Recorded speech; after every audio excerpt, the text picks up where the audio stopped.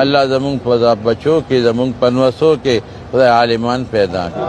الله چې د چا بچی نه خدایا نارینه اولاد ورکا، خدایا نارینه اولاد ورکا، الله نارینه اولاد ورکا. خدایا د بچو کارخانه تا سره د الله نارینه اولاد ورکا.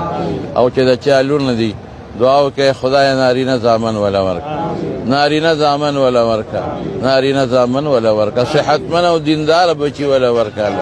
ته د چا د جون مرګري نشتا الکان دي که جنکې دي صالحه مرګري ور نصیب کا.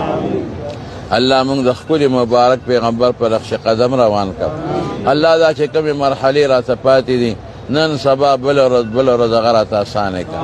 خدای که زمونږ نه څه غلطي شوي بیا ادبي شوي راته معاف کا. د چا غیبت کړي د چا اوریدلي خدای هغې مبخه مونږه مبخه.